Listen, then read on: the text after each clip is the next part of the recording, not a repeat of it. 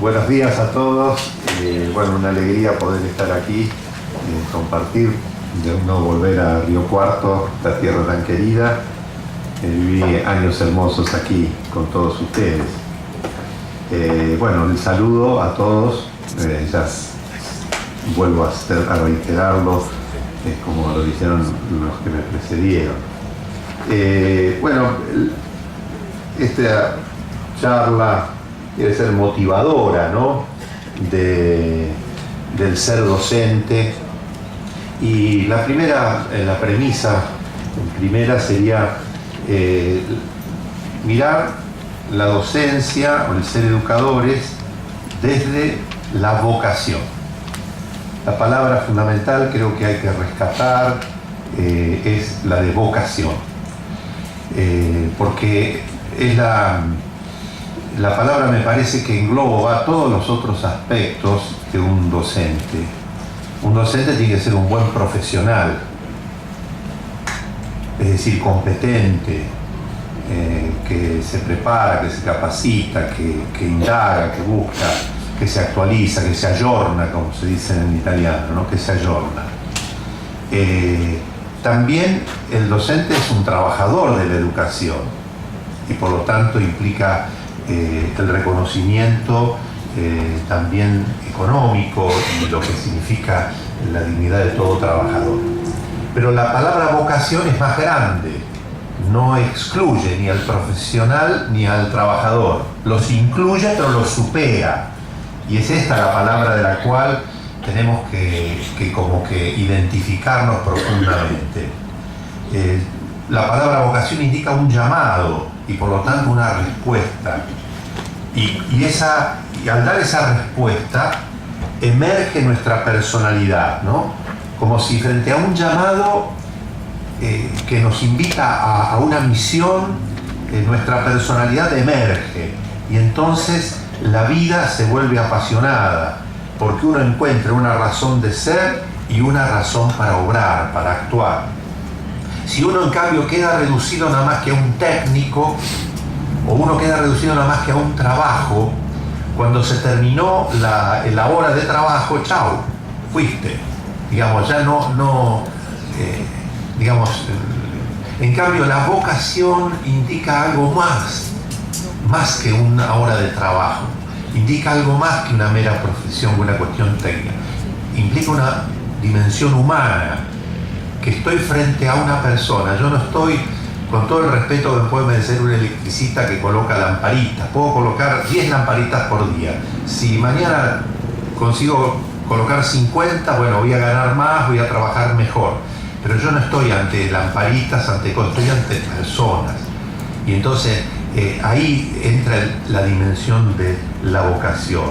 Entonces educamos porque tenemos una idea buena de la vida, la cual queremos comunicar a los demás, ayudar a otros a entrar en el significado de la vida, a animarlos a que hagan propio ese significado y verifiquen si ese significado que les ofrecemos corresponde a las exigencias de su corazón. Nosotros educamos porque amamos la felicidad de nuestros niños y jóvenes, porque amamos su destino. Queremos que alcancen el destino para el cual fueron hechos, que no fracasen en la vida, pero que no fracasen en la vida no meramente en un aspecto de la vida, como puede ser que tengan éxito laboral, y ciertamente que trabajamos para que tengan éxito laboral o éxito profesional, o para que puedan desempeñarse bien en la sociedad y que sean buenos ciudadanos, claro que sí, que lo queremos. Pero queremos algo más todavía, porque mi ser humano no se agota en un ser trabajador, en un ser profesional o en un ser ciudadano. Es más todavía, incluye también la categoría de ciudadano, pero yo soy más que un ciudadano, yo soy un hijo de Dios, porque la naturaleza de mi corazón tiene una apertura que no se satisface en la dimensión política y social. Nosotros no partimos de la definición de un hombre que es un ser biopsicosocial. Claro que incluimos lo social, me parece una de las dimensiones fundamentales de la persona, pero no es la última. ni es la que abraza la totalidad. Es un aspecto. En cambio, nosotros queremos educar a las personas conforme a su naturaleza, porque justamente queremos su felicidad, queremos responder al hambre y sed de felicidad que tiene el corazón de nuestros jóvenes, pero que tiene también el corazón de cada uno de nosotros. Por eso la educación implica a la propia persona, implica el propio compromiso de mi vida. ¿Cuál es el contexto en el cual nosotros estamos educando? Simplemente algunas pinceladitas nomás. Hoy asistimos a un clima generalizado, a una mentalidad y una forma de cultura que llevan a dudar del valor de la persona, del significado mismo de la verdad y del bien, en definitiva, de la bondad de la vida. Hay como un escepticismo a afirmar la bondad de la vida, que la vida es algo bueno, que la vida es bella, como decía el título de aquella película de este autor italiano, ¿no? Y que en un campo de concentración le hacía a su niño tantos juegos y titula La vida es bella. Nosotros educamos porque creemos en la bondad de la vida, que la misma tiene un sentido que hay que descubrir, y la tarea educativa es acompañar a nuestros niños y jóvenes a que descubran ese sentido de la vida y la puedan hacer propia. Pero es importante entonces adentrarnos un poquito más en esta cuestión cultural de hoy, porque es el contexto en el cual tenemos que desarrollar nuestra misión de educadores. Ciertamente, si no partimos de una idea buena de la vida, no tiene sentido la educación. Solamente si partimos de una positividad del ser, de una positividad de la vida, de una positividad de la existencia, vale la pena afrontar la aventura de educar. Es importante también señalar que nosotros, que intentamos hacer una lectura crítica de la cultura dominante, somos también hijos de esta época, somos también parte de esta época, y por lo tanto muchos de los aspectos que queremos criticar de la cultura actual también la tenemos nosotros, ¿no? No somos gente que está fuera, sino está inmersa dentro de esta cultura. ¿Qué es lo que caracteriza nuestro tiempo? Vivimos en un mundo incierto,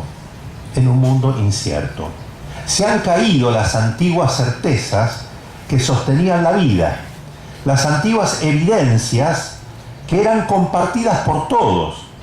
Muchos de los valores que hoy se ponen en cuestión eran antes ampliamente compartidos por la sociedad, y hasta muchos de estos valores encontraban en el ordenamiento jurídico, es decir, en las leyes, encontraban respaldo. Por ejemplo, la idea de matrimonio y familia. Si nosotros miramos un poquito la historia argentina, en el siglo XIX, la única forma de matrimonio que existía era la de matrimonio por iglesia. Ni siquiera había, casi todo el siglo XIX, recién a fines del XIX, se hace el matrimonio civil. El único matrimonio que había era el matrimonio religioso. Por lo tanto, era la concepción cristiana, unión indisoluble entre un hombre y una mujer para engendrar los hijos y educarlos. Cuando vienen los liberales de la generación del 80, ¿qué hacen? La ley de matrimonio civil, la ley de cementerios civiles, la ley de educación laica. Es decir, sacar de la esfera religiosa, ponerla en el orden civil, que evidentemente era una necesidad también, ¿no? Que el Estado tuviera un ordenamiento jurídico sobre los matrimonios. Pero ¿cuál es la idea que traspasan al Código Civil? No es una idea fuera del cristianismo, es la misma idea. Unión indisoluble entre un hombre y una mujer para engendrar los hijos. Esa es la concepción que tenía el Código Civil hasta 1986-87, que se hace la ley de divorcio. Ya entonces, para la ley argentina, ya el matrimonio no era igual que el cristianismo la concibe. Y después, en el año 2000, no me acuerdo si fue en el 2010, se da la ley de matrimonio igualitario, entonces ya para la ley para la ley argentina, el matrimonio no es más la unión entre un hombre y una mujer. ¿Se dan cuenta la evolución que ha tenido? Es decir, los valores entonces que antes eran compartidos por toda la sociedad, hoy ya no son compartidos, e incluso el ordenamiento jurídico va en contra de esos valores que se sostenían antes, ¿no? Ese es el hecho nada más. Yo simplemente estoy describiendo el hecho. Pero esto nos tiene que hacer tomar nota a nosotros de cómo ha cambiado la cultura. Y entonces cómo estas certezas, también sobre la vida, sobre distintos temas, ¿no? Estas certezas se han caído, ¿no? El famoso sociólogo Zygmunt Bauman, ustedes saben que acuñó esta expresión característica de la cultura de nuestro tiempo, de que es una cultura líquida, ¿no? Una cultura líquida. O sea, una cultura que nos invita a inventarnos todos los días, donde todo cambia, se cambia el trabajo, se cambia de pareja, se cambia de estado de vida religioso a laico, de sacerdote a laico, es decir, con una facilidad, digamos, como que todo fluye, no hay nada sólido. Ustedes saben que la diferencia entre los líquidos y los sólidos, ¿no? Los líquidos no tienen forma ni volumen y prevalecen las fuerzas de dispersión sobre las de atracción.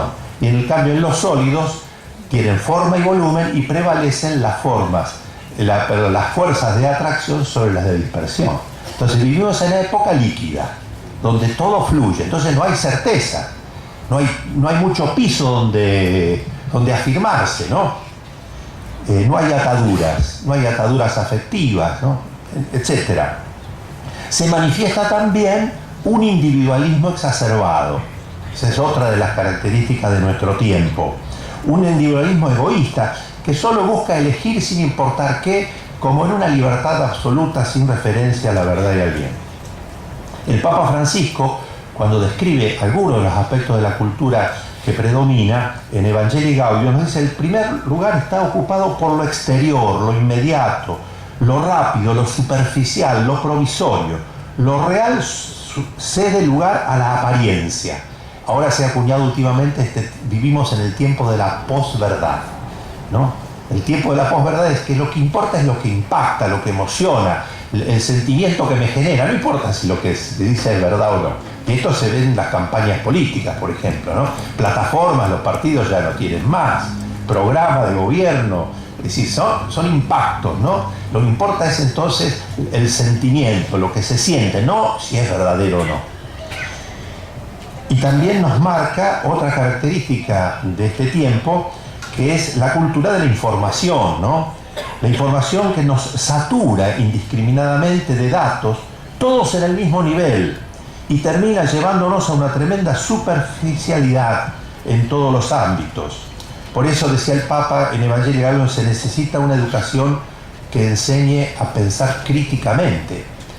Y esta avalancha de datos no es lo que angustia a las personas. El problema, lo que angustia a una persona es cuando no encuentra el significado, cuando no puede conectar estos datos y darle un sentido. El individualismo posmoderno y globalizado favorece, dice el Papa, un estilo de vida que debilita el desarrollo y la estabilidad de los vínculos entre las personas y desnaturaliza los vínculos familiares. Algunos rasgos de la cultura de hoy, ¿no? Por eso una tarea educativa en este contexto cultural debe dirigirse al corazón de la persona humana, porque el corazón de la persona humana no ha cambiado. Cambian los modos, pero el corazón del ser humano es inalterable, ¿no? Yo siempre cito a Fito Páez en esto, ¿no? Cuando dice: ¿quién dice que todo está perdido? Yo vengo a ofrecer mi corazón como un documento inalterable, Es decir, el corazón humano, en el sentido bíblico, en el sentido profundo del término, no en el sentido sentimental, es el núcleo de la persona, y siempre en ese sentido es invariable. El corazón nuestro tiene hambre y sed de verdad, de belleza, de justicia. En una palabra, tiene hambre y sed de felicidad. Esto es así en todos, en el borracho, en el drogadicto, en el político, en el obispo, en el cura, en la monja, en el barrendero, en el docente, en el alumno. En todos está esta hambre y esta sed. Por eso nuestra educación tiene que tender a tocar el corazón de la persona y reconocer cuáles son las dimensiones de este corazón. ¿Cuál es la apertura que tiene el corazón? ¿Qué es lo que puede saciar el hambre y la sed de felicidad? Porque si nosotros ofrecemos una educación que no esté a la altura de las exigencias del corazón, no va a ser satisfactoria.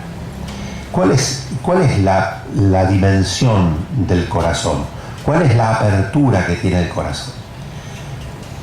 Uno ya tiene las respuestas del catecismo, ciertamente, pero lo verifiqué no hace mucho en Rosario, en un lugar con un hombre de unos 45 años, 46 años, que contó su experiencia, que había tenido una relación de pareja con una mujer que no funcionó. Después, al tiempo, conoció una mujer a la que de verdad amó, y ella lo amó a él. Era una mujer creyente, se casaron por iglesia, lo acercó ella a Dios, pero ella enfermó de cáncer. Hicieron tratamientos, la mujer mejoró, después el cáncer recrudeció, volvieron otros tratamientos, y en la última etapa los médicos le decían de hacer unos ulteriores tratamientos con las últimas medicinas que habían salido. Y él también le insistía eso a la esposa, y la esposa le dice: déjame ir con Dios. Y a mí lo que más me sorprendió es lo que este hombre añadió después. Ahí me di cuenta que mi abrazo no le alcanzaba. Es decir, mi abrazo de esposo, mi abrazo de hombre, no alcanzaba a satisfacer la sed de su corazón. Es decir, la dimensión última del hombre es la apertura al misterio, la apertura a la trascendencia. Y por eso el Papa Francisco, en el Congreso Mundial de Educación Católica, planteó que la raíz de la crisis de la educación en el mundo entero es la falta de apertura al misterio, la falta de apertura a la trascendencia, porque se dedica a resolver problemas inmanentes, pero no responde a la talla del hombre.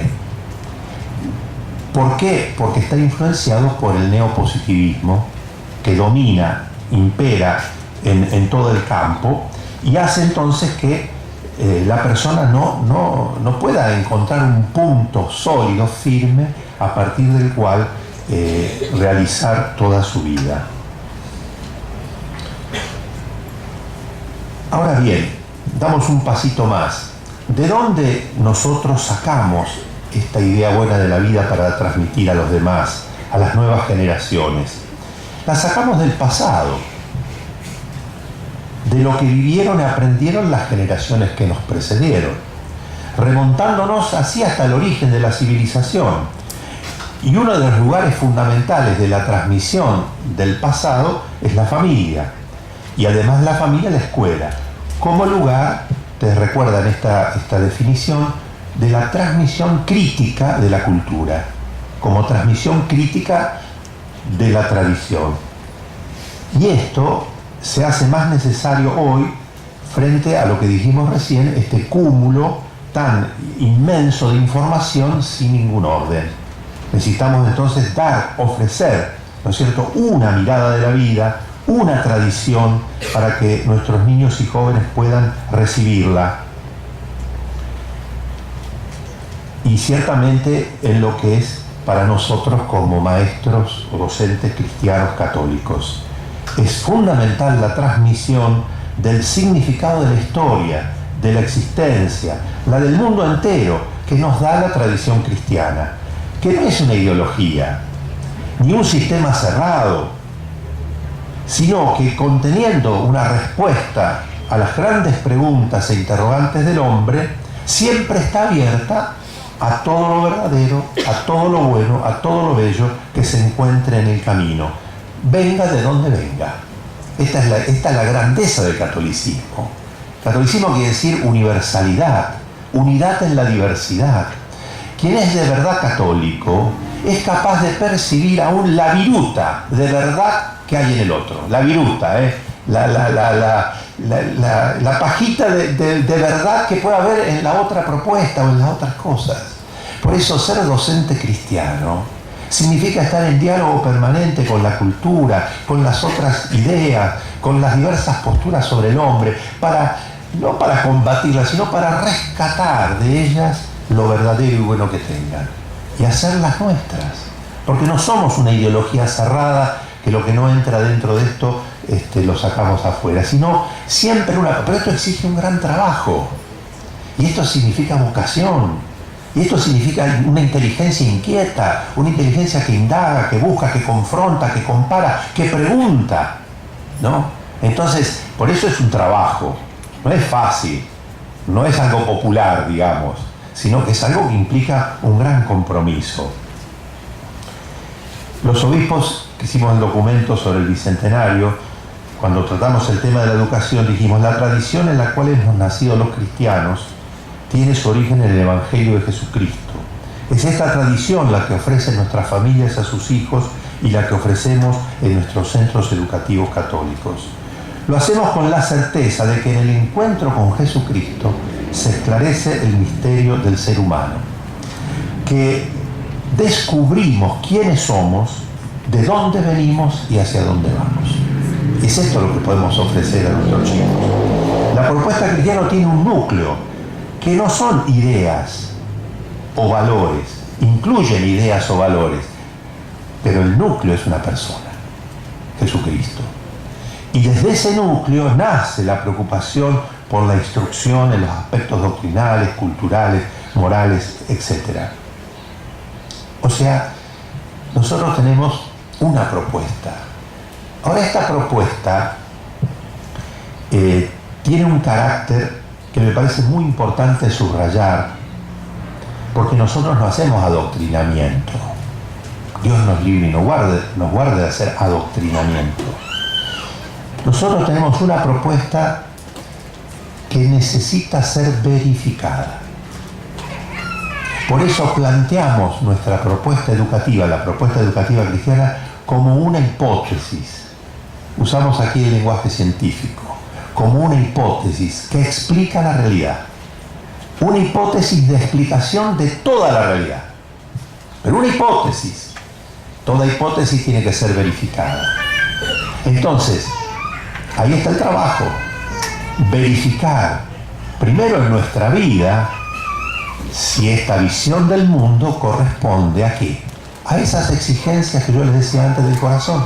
Y esa es la tarea que tiene que ser el alumno. Y a eso invitamos a nuestros alumnos, a que verifiquen si lo que les proponemos es verdadero o no, si corresponde con la exigencia que tiene su corazón, si lo que le proponemos satisface su exigencia de bien, de belleza, de amor, de felicidad que tiene en el corazón. Es un trabajo que hay que hacer, no es dado así simplemente, hay que hacerlo, hay que ofrecerlo y ayudar a los otros a que hagan esa confrontación permanente. Y para eso se necesita un hombre, una mujer, un educador que sea testigo, que haya hecho suya esta hipótesis. Pero no que la haya hecho porque está mandado, porque lo manda el diario del colegio, no porque lo dice el obispo, no porque lo dice el director de la Junta de Educación Católica. No, porque estoy convencido, porque eso es lo que llena mi vida. Porque esa es la respuesta que yo he encontrado para mi vida. Y si soy un padre de familia, para la vida de mis hijos. Entonces, decía Goethe en el Fausto, que la herencia que uno recibe se la tiene que volver a ganar para hacerla suya. Nosotros tenemos que hacernos cargo de la herencia, para que esa herencia esté viva y se la comuniquemos a las nuevas generaciones. ¿Cómo? Críticamente, confrontando, verificando permanentemente, no monolíticamente, no así haciendo adoctrinamiento, sino como algo vivo, como algo que está siempre también incorporando nuevos elementos y corrigiendo cosas que a lo mejor se hicieron mal en el pasado. No es una cosa estática, no es un tradicionalismo, ¿no? Pero ciertamente que necesita un sujeto, y este es el sujeto del educador, ¿no? Un sujeto que sea testigo, el que encarna la tradición. Es el padre, es la madre, es el maestro, para poder ofrecérsela a los alumnos, a los jóvenes, con la propia vida y con la propia palabra. Se trata entonces de un adulto que haya hecho suyo la tradición. Y la ha hecho suya porque la ha comparado con las exigencias de su propio corazón. Es como si dijera: yo estoy acá con ustedes y les diera un discurso que no implicara mi vida, que no tuviera nada que ver con lo que yo deseo, con lo que yo amo, con lo que yo espero, sino que simplemente fuera a dar una charla técnica. Esto se hace así, se acomoda así, así. No. Nosotros no podemos, no podemos educar si no estamos, de algún modo enamorados en la vida de una realidad. Decía el Papa Francisco cuando era cardenal Bergoglio Esta dimensión del testimonio es lo que hace del adulto un verdadero maestro, un verdadero educador, lo torna compañero de camino en la búsqueda de la verdad. El testigo con su ejemplo nos desafía, nos reanima, nos acompaña, nos deja caminar y nos deja equivocarnos, también para después aprender a crecer. Solo si los educadores, antes que nada, tomamos en serio nuestro propio deseo. Por eso el problema de la educación no es un problema de técnica. Sí, también implica estudiar técnicas y procedimientos y formas que hay que cambiar en la didáctica, en la pedagogía. Todo eso está muy bien y yo no lo estoy negando. Acá estamos hablando del sujeto, de la persona. Y por eso el primer recurso pedagógico, el primer recurso de esto es nuestra propia persona. ¿Por qué? Porque los chicos nos sacan la ficha a los 5 minutos que estamos en la clase. A los 5 minutos se dan cuenta qué clase de tipo somos, qué esperamos de la vida, qué es eso lo que nos miran, nos calan enseguida. Y es eso lo que vamos a transmitir a través de las distintas materias, de las distintas disciplinas, con los distintos métodos. Nosotros comunicamos a través de la introducción al conocimiento de las distintas áreas del saber, nuestra persona, nuestra visión de la vida. Lo que ellos necesitan es ver un adulto a quien mirar. Hoy la inspectora decía, nos miran. Claro que nos miran. Claro que nos miran. Y están diciendo, ¿por qué vale la pena vivir? Nos están diciendo, vos profesor, ¿para qué vivís? La vida es buena, la vida es positiva, hay una razón de ser para sacrificarse, hay una razón de ser para hacer una disciplina y estudiar. Hay algo por lo cual valga la pena. Eso te lo tienen que ver en tus ojos, te lo tienen que ver en tu rostro, te lo tienen que ver en tus actitudes. Y eso no se hace en un curso. Eso se hace con la vida. Por eso así y solo así, el docente se convierte en una autoridad.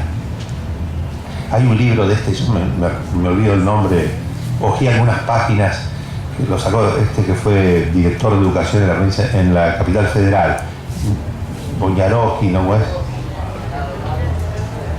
Naroski, bueno, sociedad sin adultos, sin autoridad. Claro, lo que pasa es que nosotros tenemos un concepto de autoridad extrínseco. La autoridad es el que me vigila, es el que está para mandar. No, autoridad viene del latín augere, que quiere decir hacer crecer. La autoridad es la persona que está puesta para que yo crezca, que el padre, la madre, que es el docente. Y entonces ahí nos convertimos en verdadera autoridad. Los chicos necesitan tener autoridades, pero no autoridades por el título, sino por la vida que ofrecen, ¿no? Por la vida que ofrecemos. Es decir, el adulto, el educador, tiene que dar razones para qué vale la pena la vida, para qué el sacrificio de cada día. Pero que uno, por eso también nos hace muy humildes esto a nosotros, porque si nosotros estamos en camino, también somos gente que tiene preguntas, también gente que está buscando, pero ellos podrán ver realmente si vos sos un tipo o una tipa que camina, que ama la vida, que quiere ofrecerles un horizonte, que realmente sobre el cual puedan anclar su esperanza y entonces asumir la tarea de cada día. Y que la tarea de cada día se haga interesante, que se haga fascinante, que se haga una aventura y no un castigo. Miren, está ese cuento que dice que había 2 tipos que picaban piedras. Trabajaban 2 horas por día, usaban el mismo pico, gastaban la misma energía física. Viene un tercero y dice, ¿qué hace usted? Pico piedra. ¿Qué hace usted? Busco oro. Claro, uno era un presidiario, el otro era un buscador de oro. Nosotros tenemos que hacer que nuestros alumnos, nuestros chicos, nuestros jóvenes, descubran que hay oro, que hay un oro que buscar, y que esa esperanza de esa búsqueda del oro genere la capacidad de sacrificio, la capacidad de disciplina. Si no, ¿para qué la disciplina? Si es para la nada. No, si el horizonte del hombre es comamos y bebamos, bueno, pues mañana nos moriremos, listo. ¿Para qué sacrificarse? Ernesto Sábato, en el libro La Resistencia, lo dice con toda claridad. Dice, ¿de dónde saca el hombre el fuego para el sacrificio? Porque traer hijos al mundo es un sacrificio, educar es un sacrificio, cuidar a los ancianos es un sacrificio, trabajar por el bien común es un sacrificio. Pero si el único horizonte de la vida de los hombres de hoy es comer y beber y es pasarla bien, ¿de dónde vamos a sacar el fuego para el sacrificio? Si no hay un oro, si no hay un ideal, si no hay un misterio por el cual nosotros caminamos y vivimos. Y esto es lo que tenemos que ofrecer. Pero tenemos que ser nosotros gente que camine, no gente perfecta. Porque tenemos pecados y somos miserables muchas veces y tenemos miseria. Pero gente que está en camino y que se levanta cada vez que cae. Bueno, el primer paso de este docente, y bueno, ciertamente un docente así de rostro humano, es el amor, ¿no? No quiero desplayarme mucho, pero quiero contar una cosita que escribí de una anécdota sobre lo que es esto del amor docente, ¿no?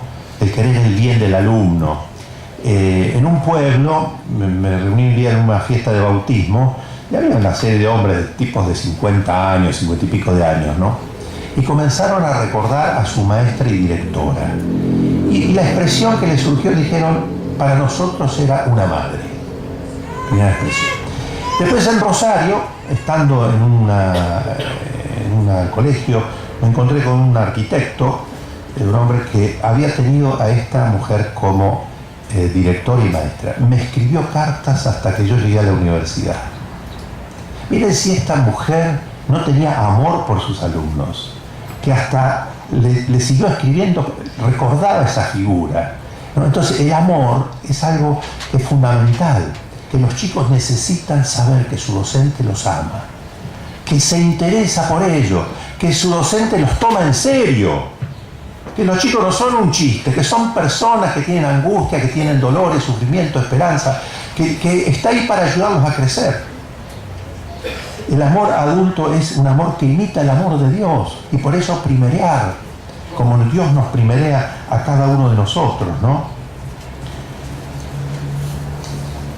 Voy pasando porque el segundo paso, digo yo, este amor, porque primero, a ver, lo que quiero decir es que siempre en el orden lógico, en el orden metafísico, es el ser, la verdad y el bien, en ese orden. Pero pedagógicamente primero es el bien, después la verdad, después el ser. Entonces primero es el amor. Si el chico sabe que su docente lo ama, confía. Y si confía, uno le puede comunicar la propuesta de verdad que tiene. Si no, no. Entonces, lo primero es el amor. Y lo otro, me parece fundamental, es que nosotros seamos gente asombrada de la vida. Una persona, miren que, a ver si podemos grabar esto, lo decimos muchas veces en la educación de los sacerdotes, que podamos vivir cada día de nuestra aula como si fuera el primer día, como si fuera el único día, como si fuera el último día. ¿Con qué pasión? ¿Con qué gusto? ¿Con qué ganas? Como si fuera el primer día, con el asombro de un niño que abre los ojos y se maravilla de la realidad. Como si fuera el único, aprovechándolo todo, lo que ese día me puede dar, ¿no?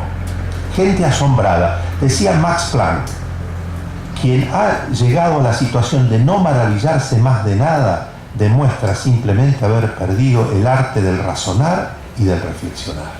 Y Einstein decía, la más bella y profunda emoción que podemos experimentar es el sentido del misterio. Se halla aquí la semilla de todo arte, de toda verdadera ciencia, el hombre para el cual no le es más familiar el sentimiento del misterio, que ha perdido la facultad de maravillarse y de hacerse humilde delante de la creación, es como un hombre muerto o al menos ciego. Vivimos en ambientes adversos, que desconfía de la realidad, que no descubre su carácter de signo, la realidad se ha vuelto opaca. Este es el gran problema de la mente hoy, ¿no? Solo el método científico, como si la ciencia pudiera agotar el significado de la realidad. ¿La ciencia de dónde va a sacar que mi mamá me ama? ¿Puede el método científico demostrarme esa verdad? Sin embargo, es verdad. Cualquiera de nosotros la puede decir con total racionalidad. Es porque la realidad la han opacado, reduciéndola al método científico, que se puede descubrir solo lo que se razona con el método científico, como si la razón solamente pudiera tener este método. No, hay que dilatar la razón, descubrir que la realidad es un signo que me abre al misterio, y por eso la aventura del conocimiento, los grandes científicos así lo dicen, ¿no? Dice, educar hoy es introducir a los niños y a los jóvenes en un conocimiento asombrado de la realidad. Para ello se necesita gente que sepa maravillarse de las cosas. Para ello, como Jesús, que se maravillaba ante los lirios del campo y ante los pájaros, ¿no? Miren los lirios del campo, miren los pájaros del cielo. ¿Cómo se educa en el asombro? Siendo nosotros gente asombrada, gente que está maravillada por las cosas, puede introducir a otros, ¿no? Ahora bien, damos el último paso. Con esto vamos, quedan 3 páginas, pero vamos a terminar. Nos preguntamos ahora, ¿de dónde se puede sacar la claridad y la fuerza para ser capaces del asombro? ¿De dónde podemos tener la luz para ofrecer esa hipótesis explicativa de la realidad? ¿De dónde podemos sacar la capacidad de un amor paciente por nuestros alumnos? Solo si podemos decir yo con propiedad. ¿Qué quiere decir yo con propiedad? Que yo tenga conciencia de cuál es la estatura humana. ¿Y cómo se despierta el yo? ¿Cómo se despierta mi persona? No se despierta por ideas que tenga. No se despierta por un sentimiento. No se despierta por un esfuerzo moral. No se despierta por eso. Se despierta si encontramos una persona. Como un chico cuando se enamora de una chica, dice, despierta su yo, despierta su personalidad. Como la Virgen, cuando recibe el anuncio del ángel, su vida cobra sentido. He aquí la esclava del Señor, que se haga en mí lo que has dicho, sabe para qué está en el mundo y avanza. Por eso, y retomando lo que decía Monseñor Uriona, que solo el encuentro con Jesucristo es lo que puede hacer un docente cristiano. Y solo es este encuentro con Jesucristo lo que me permite tener esta lucidez y tener esta fuerza. ¿Qué es entonces un educador cristiano? Un educador cristiano es un hombre o una mujer que han experimentado el encuentro con Jesús y con él han descubierto el sentido de la vida, del mundo y de la historia. Y han descubierto que es verdadero, que es bueno, que tiene la vida un fin bueno. El encuentro con Jesucristo sacia la sed de significado que tiene el corazón. Pero además, otra cosa muy importante y que también tiene que ver mucho en la tarea educativa y pedagógica, y es que el encuentro con Jesucristo perdona mi mal, perdona mi pecado. Porque esta es otra realidad que como que no se tiene en cuenta en la pedagogía, que somos falibles, que somos pecadores, pero que la última palabra en la mirada cristiana no es el pecado, sino la misericordia. Y entonces, si yo soy un hombre que en Cristo ha encontrado el sentido de su vida y en Cristo ha encontrado el perdón de sus pecados, ¿cómo será la mirada que voy a tener con mis alumnos? De la misericordia. Entonces este rostro humano se completa plenamente en el encuentro con Jesucristo. Pero esto es a la libertad de cada uno de nosotros, queridos amigos. Esto no se impone en un reglamento, esto no se impone en un código, esto es la respuesta libre que demos a la gracia de Dios. Y nunca solos, y con esto termino. El ser humano es por naturaleza un ser social, tanto como riqueza que tiene para comunicar, como por necesidad de recibir de los demás para crecer y madurar como persona. El educador necesita de los otros y tiene mucho para dar a los otros. Siempre la educación es cooperativa, pero mucho más para un educador cristiano, pues la propia naturaleza de ser cristiano lo abre a la comunión con los demás. Nosotros participamos de la comunión de la Iglesia por el bautismo. La identidad nuestra nos viene dada por el encuentro con Cristo, la pertenencia a Él y a la Iglesia. No se concibe un cristiano aislado, de allí que es necesario que los educadores cristianos hagamos comunidad, que nos ayudemos mutuamente, que compartamos juntos el ideal profesado. Así podremos acrecentarlo, pero sobre todo ser más eficaces en la educación de los jóvenes, porque ellos más que todo necesitan no solo la autoridad de un genio o de un gran docente, sino necesitan ver que los docentes cristianos son amigos entre sí, que se quieren, que se ayudan, que se apoyan, que se perdonan. Esto hace el concepto de autoridad. ¿Cuándo sabe un niño que sus padres lo quieren? psicológicamente es cuando se quieren los papás entre sí. Mi mamá y mi papá se quieren, me quieren. Es esta la lógica del niño, ¿no? Mi papá y mi mamá se quieren, es decir, la unidad es lo que hace la eficacia. La unidad. Jesús dijo, Padre, que sean uno como tú y yo somos uno para que el mundo crea. Esto es fundamental. Trabajar la comunión, porque en un instituto católico está el proyecto común. Eso es fundamental. Está el ideario. Pero a veces el ideario puede quedar en los papeles. Tiene que estar hecho carne en nosotros y vivir esa verdadera amistad y fraternidad entre los docentes. Que los alumnos vean que nosotros no somos individuos aislados que andamos por ahí proponiendo cada uno su teoría, sino una comunión de amor, de fe, de esperanza que ofrece, ¿no? Y ellos podrán ver, no nos van a ver perfectos, porque tendremos necesidad de perdonarnos, pero nos verán humanos, porque el cristianismo en verdad es la plenitud del humano. Bueno, no quiero cansarlos más.